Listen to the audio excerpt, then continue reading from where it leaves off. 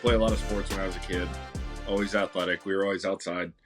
My brother and I, um, we never really got forced into certain sports by our parents. My dad was not super athletic. Neither was my mom. So it was kind of just whatever we wanted to do and kept us busy was what we got to do. I tried about every sport you could imagine and wasn't really good at any of them. So this is a big practice guy. So my brother excelled a lot more in athletics. He was actually went on to be a professional racquetball player, um, Oh, wow. which is kind of cool. Retired at the tender age of 26, but um, that was his thing. I don't know. He was naturally gifted at it. I was always annoyed that I was never as good as he was, but um, I was in school and I was kind of learning to try and go into mechanical engineering. I thought that's what I wanted to do. It's kind of what my old man did. And then his company, one of their biggest clients, Ford Motor, kind of took a turn in like late 2000s. So he kind of told me, there's a lot of uncertainty if there's even going to be jobs around when you get out of high school or college. So try to find something else that might help you out a little bit better. So I took my love of sport and what I thought was the closest thing to mechanical engineering, kind of looking at the body like a machine instead of a person. Mm-hmm. And then obviously medicine is stable. there's Yeah. there's always gonna be injuries as long as sport exists. So Yeah. um, kind of just took that and ran with it, and kind of fell in love with what it was. I shadowed our high school athletic trainer. His name was Jason Kish. He was just kind of let me do what I wanted as a student, which was really cool. Gave me a firsthand look at what it was all about, what the job kind of entailed, especially at a high school level, Mm-hmm. which not really for me, but I definitely learned how to kind of cut my teeth in the field at that stage. Went to Central Michigan for a couple years. Didn't really work out for me, so I transferred to a school called Grand Valley State. Had an amazing experience there. They have really good athletics, so I got exposed to some high level athletes in a very small school. Um, I know that a lot of like high major D1s, they're not really letting their AT students get real hands on with the starters or anything like that. So I'm very blessed to have dealt with, at least a handful of athletes that are currently pro or have been pro and retired since then. Um, but throughout my time working as a student at Grand Valley, I never really had the chance to work hockey. And it was something all my friends played growing up. In the Flint area, Michigan is, Mm-hmm. Michigan alone is a hotbed of hockey. So everybody played it. We were really never allowed to play it. Um, wasn't allowed to play football either. Kind of crazy, but we grew up racing motorcycles as well. It's a whole side thing with mom. I don't know, but maybe it was a non-negotiable or something like that. So always intrigued by it. Always loved the fast pace. Always loved from the medical side the fact that your decisions have to be made before the next shift. Mm-hmm. Like, can he go? Can he not? Do I need to slide the lines around to fill that gap? Do you need another shift? Do we got to take them off? Things like that. And obviously, it's a lot more. I want to use the right word here, but I'm going to say active from the injury standpoint. Obviously, Mm-hmm. especially I've worked collegiate women's, collegiate men's, and some semi-pro men here in town with Portland. But the game is different, but they always collide regardless. I mean, the women's game says no checking, but it happens. Mm-hmm. So Oh, yeah. yeah, they're pretty brutal. So you're always busy one way or another, and there's always something weird going on. So kind of challenges me in that mindset. So I took my chances, and I was at the National Athletic Training Conference in 20. I want to say 2016. Mm-hmm. And I met Paul Kalina, who's the athletic trainer still for Maine Black Bears men's hockey. Okay. Yeah. Met Paulie, just cold cocked him, walked up to him. Hey, this is me. This is what I want to do. Let me come be a grad assistant with you. because I was kind of looking for a grad assistant program that would let me work hockey. Um, and he kind of hit me with the realization, like, hey, we're mid rotation with a GA, like we're not going to have a position open for you. So I doubled down and I said, okay, let me come be an intern.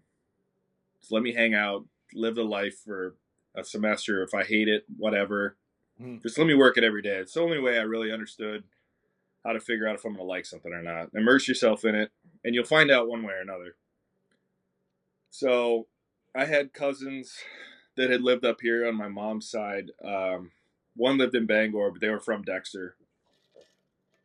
So she allowed me to live in her basement for basically rent was taking care of her dog and getting groceries every now and again. And how old were So you at that point? let's see. I'm a little bit late to the game. So I was probably, let's see, what was that, 8 years ago? I'm 33 now, bad with math, 24, 25. Mm-hmm. Which was a great trade off. Like, I woke up, worked hockey all day, and then when the boys all went to class right around 2, 3, I got to go home. That was it. So, went home, took care of the dog, made meals for him. She was a nurse, her husband was a doctor, so they're Wow. constantly gone all the time. So, it was a really good trade off. And then they had, I think they let their GA go. So, Paulie really pushed for me to get it the next year. So, it kind of it fell in my lap. I had two other offers to go to different schools. One smaller Division III school in Pennsylvania, and then another one, Elmira College, would have let Yeah. me work with. They would have let me work with hockey, and then, well, it used to be a coast team, the Jackals, but then they folded the year that I would have went. So, Of kind of course. silver lining because that was going to help me out. But Yeah. ended up taking Maine. I worked women's ice hockey and football. It was a great year. Football was, I mean, I had worked Division II football. D1 at Maine was similar, um, but it's a grind. Football's a grind. It Mm-hmm. was two of us, three at times for about 100 guys. So it's just Crazy. mass triage craziness. It's, it's 12, 13-hour days every day.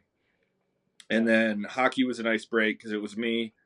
And I think we had a roster of about 25 girls.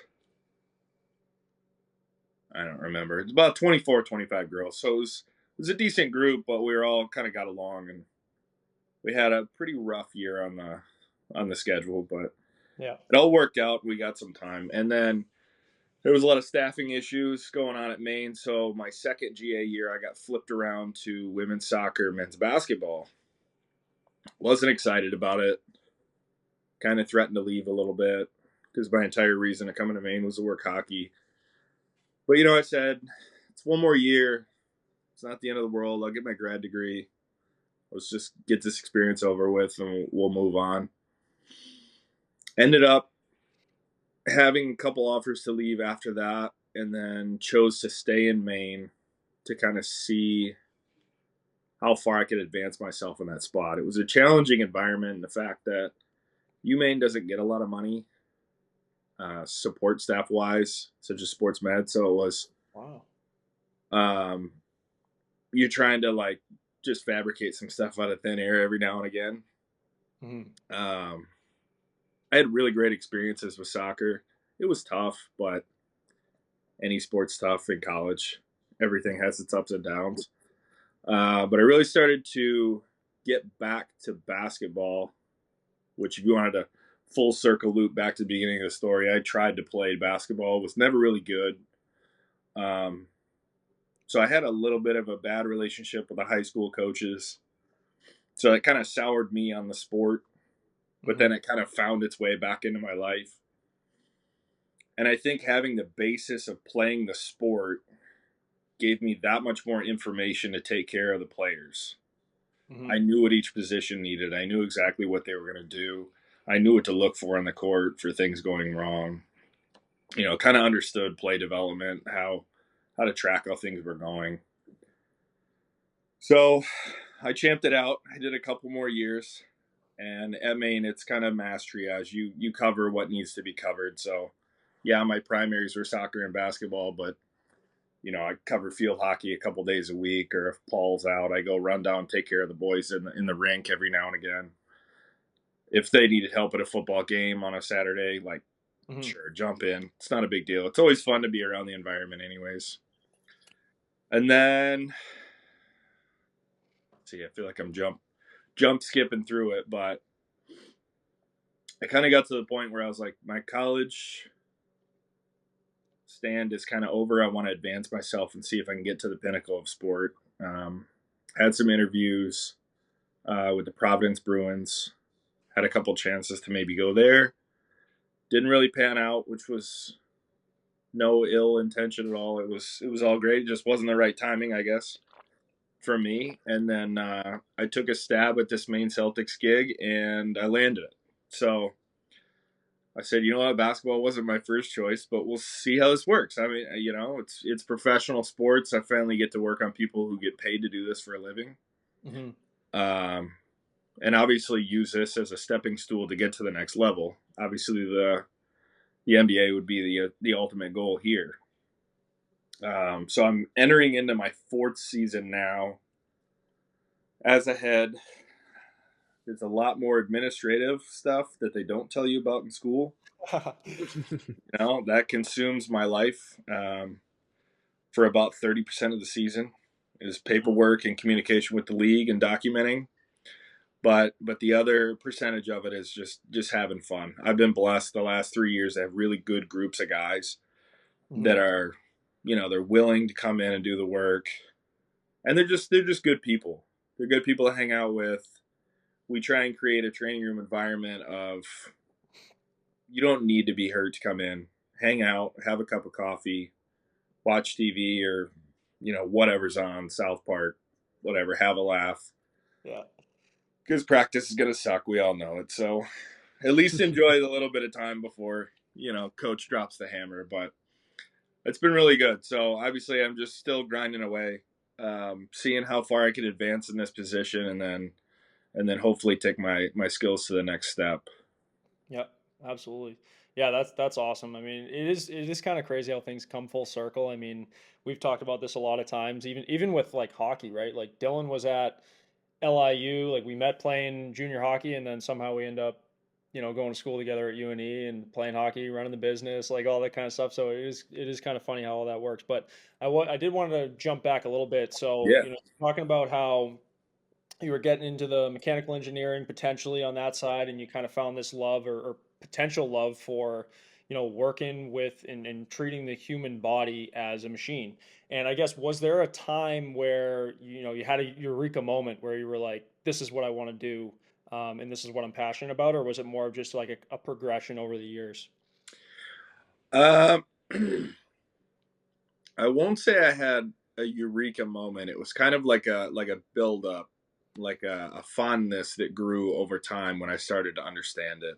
Hmm. So having a little bit of a motorcycle background, working on stuff as you're riding, you start to feel things as you're cornering, jumping, riding. This feels weird. Maybe it's not the tire, maybe it's suspension, maybe it's a chassis adjustment, maybe the fuel ratio's off, things like that. They kind of cue you into the riding. So now in the sports world, I'm thinking, okay, if his knee hurts, is it his foot? Is it his hip? Is it something further up the chain? Is it a movement issue? Is it a contact issue? Um, just starting to kind of piece that stuff together. And I guess, especially in soccer, was so much of like an endurance based sport. Um, it's just minute little things that'll start to tease their way out. So as you start to see that in sport, for me, it was connecting the dots and actually solving a couple problems for a few athletes. Like, hey, a shot out of a cannon, let's just say, it's a knee thing, right? Well, then we find out you start doing some screening stuff and watching her play. Well, then you realize, her ankle's not really moving at all. So now we start working on the ankle, and all of a sudden the knee doesn't feel so shitty anymore. So it's like, okay, now we're kind of tracking towards something, and you can kind of like start tweaking around with other stuff. Let's play with the hip a little bit and see if that makes it better. Oh, that really didn't change much. Okay, so now let's look at your foot mechanics. So let's keep going one way or another on the spectrum instead of localizing it on one certain thing. And I think it was progressing a couple kids back to sport. And any athletic trainer, I'll kind of tell you the same thing.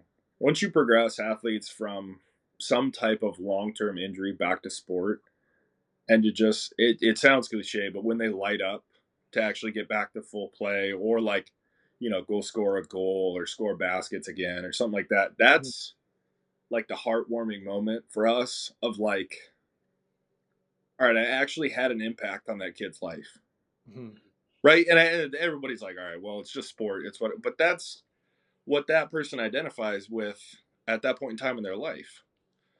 Right. Like, you are an athlete. That's what you do at this point. Whether you continue to go on to that or not is your choice. But for that identity at that point in time, somewhere along the line, I tried to facilitate that. And I mean, ideally, hopefully it goes well every time. But it was kind of, for me, to round back to your question, it's kind of, it wasn't a one point and done. It was, oh, I solved this little problem in this person, or Mhm. I progressed this person back. And you just kind of get almost an obsession Mhm. kind of with it, a fixation, I'll say. Yeah. It's almost like even like working out, as soon as you see the results of the work you're putting in, it becomes addicting. It's the same way, okay, you see the results of the work that you were able to do for this athlete, and then, like you said, you see them light up, you see them, get back into action and score, and like that's the satisfaction part of it. I mean, at least I think so. Oh, yeah, for sure. It's a feeling you can't replace. And like I said, most athletic trainers and even physical therapists, if they progress somebody back, it's a good moment to witness. I mean, I have videos on my phone. Not to sidetrack, but I had an athlete. She'll know who she is. We went through so much with this kid. I mean, it was constantly in the training room, endless days working with her, and she basically had a hernia injury in Mhm. her kicking leg, right? And it ended up being a whole thing. We had to go get surgery. Surgery went well. Her rehab was super slow. Then we had some setbacks halfway through, and it was a grind. And I felt bad because a lot of it was a lot of, and I'm gonna tenderly approach this. It's kind of mental health counseling a little bit, right? Keeping her on track. So a lot of days it wasn't so much like, hey, let's just grind out rehab. It's like, hey, let's do a couple exercises and let's just hang out, Mhm. right? Let's just talk about stuff and get your mind off the fact that we can't play for the rest of the year. Mhm. And basically boiling it down, I have a video of her when she first, one of her progressions was a half step kick off of a tee, a soccer ball. And to see her react to kicking the ball was like, dude, that's cool. Yeah. That's crazy. So that's a video I hold with me. It's like it's a moment you can see physically of like, all right, I this is cool. Mhm. Like this is what I want to keep doing. Yeah, yeah, yeah. And that was actually going to be my next question too, because injured. I've had every athlete's had injuries, and if you haven't, it's coming. Because I think everybody has an injury at one point or another. But especially like the more significant ones, it takes way more of a mental toll than it Yeah. does a physical toll. And I was just about to ask you the question of like, how are you kind of integrating like the mental side of things? Because I think like, for example, like I tore my hamstring in my legit second week of my freshman year of high school, and I was devastated. I was like, what the hell is going to happen now? I ended up being out for 7 months, and I think that was like the worst mental toll I had dealt with up to that point in time in my life. And I think I was doing all the rehab and all this kind of stuff with the trainers and all this, but there was no like mental aspect of it, which I think is like the most significant piece for athletes. So I was going to ask you like how are you implementing that with athletes, especially at the pro level, because they're getting paid to do that. You know what I mean? So it's like a totally different ball game when it comes to that. Like, am I gonna sign another contract? All of a sudden it's a bigger than life kind of thing. You know? It is, and it plays a massive factor. I mean, we had a kid last year have to get. He chose to get the surgery because it was more longevity than anything, but it was kind of something I was tickling around to try and do at Maine, but we just at the time we really didn't have the resources for it. Um, My proposal was to, if any kid was going to get an injury that would take them out of play for at least a month, you have 3 visits roughly, right? You're not going to like check a box and make sure they go. But we'd like you at least have 3 visits with sports psychologist, somebody Hmm. to just kind of uncork the lid, cry in front of them, talk about it, be mad, scream, yell. It doesn't, whatever you got to do to unload that, great. Because there's been times we had another kid, she tore her ACL, it happened right in front of me. We rehabbed her back, and it was like 3-4 months, and we weren't really getting a lot of quad development. Like, what the hell's going on? Like, clinically, everything should be doing better than what it is. Hmm. So the couple days, she was kind of real mopey in the training room. We were like, you know what? Let's go talk to. It's terrible because I can't remember her name, but the psychologist we had at the time. I was like, you know what? Let's go have a chat with her. Hmm. Just talk about life, whatever. And then she would reach out to me, hey, so and so scheduled again. Oh, cool. And it's one of those where they couldn't tell me if they showed up or not. All they could say was they scheduled. And I'm like, okay, all right, cool. So she scheduled again. And then she came up to me in practice and said, hey, I scheduled again. And it kind of she turned herself into a self accountability type window of, hey, I'm feeling better when I do this. And lo and behold, the next month, I mean, it was like went from a plateau to a Hmm. straight upward slope. And she did so much better after. So it's just a concrete evidence to me, like career ending, season ending stuff it's brutal. And if you Hmm. don't address it, it will negatively impact the future on what it is. Yeah. Luckily, where we are in the pro realm, the league has gotten finally around to mandating mind health and things like that. Like they give us, what's is it Head Start, the app? Headspace. Headspace, yeah. So they give all staff and players Headspace logins, like That's awesome. the premium account for the year. You can use it, not use it. They don't force it. They just say, here's the QR code to get into it. Each team has to have a consulting psychologist and psychiatrist should anything Wow. advance to medication or anything like that. Hmm. And then the league has 2 overseeing. Yeah, the league has, especially in the G League. So the NBA obviously has more, but the G League has 2 overseeing psychologists that'll help out as well should any team need extra resources. We're blessed. We have a sports psychologist that works with us out of Maine Health, and then our psychiatrist is private, but thankfully we haven't had to use her. But she's there, and she's always willing to help every year. So Hmm. it's good. The way we attack it with our team is we kind of leave it up to the guys. We introduce it's Dr. Erin Hatch. We introduce her at the beginning of the year. Hey, this is who she is. She presents, these are some services I can offer. And then we reworked her contract this year to be available in arena at least once a week, free of charge. And then if they see her in clinic, the league insurance is it's like $10 copay or something to see her. Yeah. So if they continue to do that, that's great. And then she's also available most home games, just to pop into an office and chat with her. Um, we've developed a long way since then because there's a lot of guys where in the G League it is tough. If you have an injury that lasts longer than 4 weeks, you could get cut from the team. Hmm. It's such a That's short awesome. season compared to the NBA, 50 games to 82. The team really can't afford an injured player on a 13-man roster, especially when the last 3 are 2 ways dictated by Boston. Right. So you realistically have, 10 guys. But if you go down to 9 guys, it starts to tighten up real quick, especially if Boston decides to recall the 2 ways. Now you only have 10 to field for the game.